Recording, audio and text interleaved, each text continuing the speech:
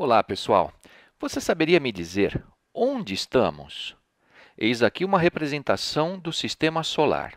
Fazemos parte do Sistema Solar, ok? Estamos na Terra. Você já localizou onde está a Terra? Para quem ainda não percebeu, a Terra está aqui, ó. Eis o nosso planeta, com a sua Lua orbitando, inclusive, nosso satélite natural. É bom saber, a Lua leva em torno de um mês para dar uma volta em torno da Terra, e a Terra, por sua vez, leva um ano para dar uma volta em torno do Sol. Seria interessante você saber até o nome dos outros planetas. Vamos lá? Em termos de distância, o mais próximo do Sol é o planeta Mercúrio. O segundo é o planeta Vênus. O terceiro, a Terra, onde estamos. O quarto é Marte. O quinto planetinha é Júpiter. O sexto, te dou dicas, tem anéis. O famoso Saturno, com seus anéis, anéis de Saturno. O sétimo é Urano e o oitavo é Netuno, o mais distante planeta do Sistema Solar. Se você achou estranho, cadê Plutão? Plutão está aqui, ó. Ele foi desqualificado como planeta. Ele tem uma órbita muito distante do Sol e a órbita é muito diferente também das outras órbitas dos planetas que compõem o nosso sistema. Ele foi desqualificado como planeta. Eis então onde estamos. Estamos no planeta Terra, o terceiro planetinha em distância em relação ao Sol e que tem uma Lua que orbita em torno do nosso satélite natural. Agora, muitos foram os cientistas, os físicos, que passaram a vida olhando para o céu para conseguir mapear esse sistema, né?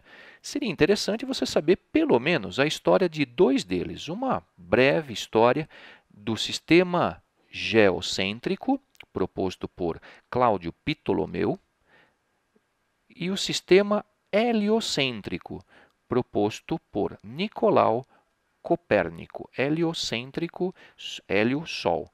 Geocêntrico, Terra como centro. Ok, no sistema de Ptolomeu, um sistema bem difícil até de entender, a Terra era centro de tudo que era visível. A Lua orbitava a Terra num movimento circular, ok? E bem comportado. O Sol também orbitava a Terra em seu sistema geocêntrico num movimento circular. Já os outros planetas, dentre eles Mercúrio, Vênus ou mesmo Marte, eles orbitavam a Terra, eles giravam em torno da Terra, mas num movimento bem estranho. Era laçada em cima de laçada, algo do tipo, ó, o planeta até girava em torno da Terra, conforme Cláudio Ptolomeu, mas só que dando essas laçadas. Eita, sistema difícil de entender, né? Caiu por terra quando Nicolau Copérnico propôs o Sol agora como centro do sistema. Eis o Sol. Os outros astros, os outros planetas, orbitando em trajetórias circulares, em movimentos bem comportados, uniformes. Se você ainda não localizou, quer localizar o planeta Terra aqui, ó, a Terra está aqui, a Terra e sua Lua. Ah, ok. E outros, né? Marte, Júpiter.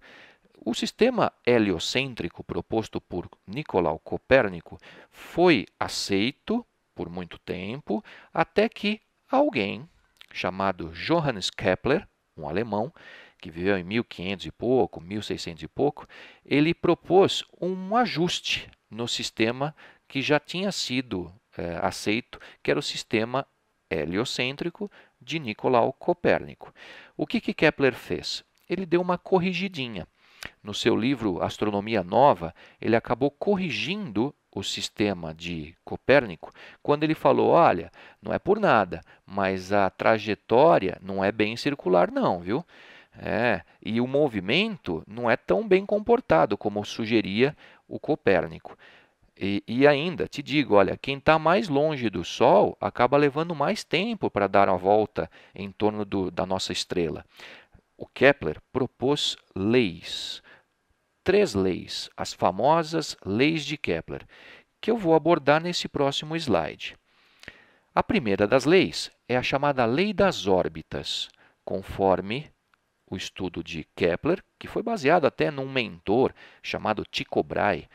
Kepler propôs que as órbitas não são circulares, as órbitas são elípticas. Uma elipse, grosso modo, é como se fosse uma circunferência achatada. Ela acaba tendo dois pontos importantes, os chamados focos. O Sol está no centro, não, num dos focos da elipse. E no outro foco não tem nada. Os planetinhas acabam orbitando o Sol numa trajetória que é uma elipse. Eles estão girando aqui, ó, como se fosse uma circunferência achatada. A Terra realiza esse movimento elíptico em torno do Sol. Já a segunda lei de Kepler, chamada de lei das áreas, ela é bem interessante. Ela propõe o seguinte: se eu pegar um certo planeta, pode ser a Terra inclusive, e deixar a Terra varrer uma certa área, como se tivéssemos aqui um segmento de reta imaginário varrendo uma certa área, durante um certo tempo do ano, né? Pensando na Terra, a Terra leva um ano para dar uma volta. Essa área varrida acaba sendo constante se você mantiver o intervalo de tempo. O que eu quero dizer? Imagine que por, sei lá, 3 meses do ano, a Terra tenha varrido uma certa porção de área. Em outros 3 meses do ano, a Terra varre uma outra porção de área. O que conclui Kepler da observação do nosso sistema? Que essas áreas acabam sendo iguais em tempos iguais. Essa é conhecida como lei das áreas. Essa lei tem uma implicação, algo bastante curioso.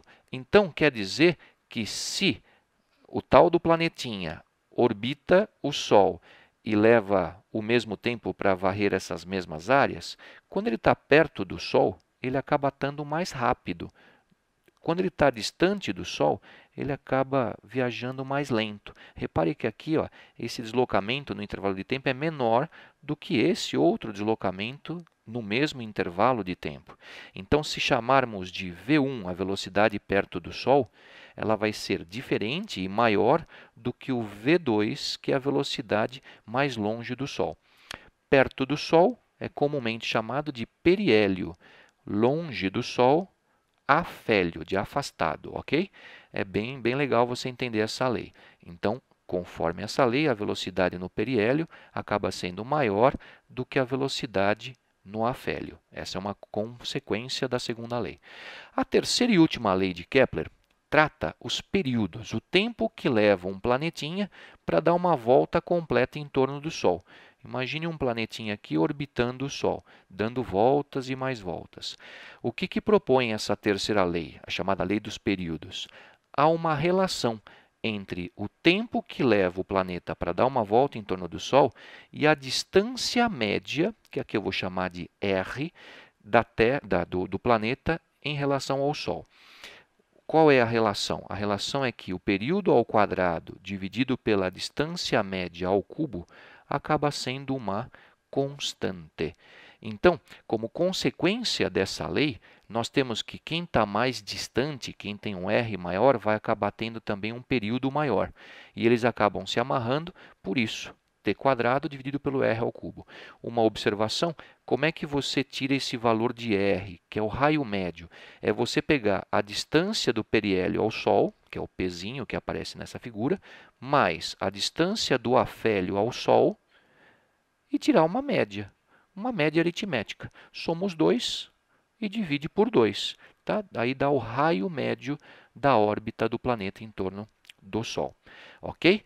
Essas são as 3 leis. A das órbitas, os planetas realizam órbitas elípticas. A das áreas, e como consequência a velocidade no periélio acaba sendo maior do que a velocidade no afélio. E a lei dos períodos, que tem como consequência que quem está mais longe leva mais tempo. Isso dá para perceber de novo nesse slide. Então, aqui, ó, se olharmos, os planetinhas estão orbitando o Sol em órbitas elípticas. E mais, te digo mais, a Terra, quando está mais perto do Sol, está mais rápida, enquanto que a Terra, quando está lá no afastado do Sol, no afélio, fica um pouco mais lenta. E digo mais, quando eu comparo o tempo para os planetinhas dar volta em torno do Sol, quem está mais longe leva mais tempo. A Terra leva um ano, ok? Se eu pegar o primeiro planetinha aqui, ó, que é Mercúrio, ele leva só 88 dias, aproximadamente, para dar uma volta em torno do Sol. A Terra leva um ano, e se eu pegar alguém mais distante, que é Júpiter, o Júpiter leva em torno de 11 anos para dar uma volta em torno do Sol. Perfeito? Essas são as leis de Kepler. Agora vocês vão fazer alguns exercícios.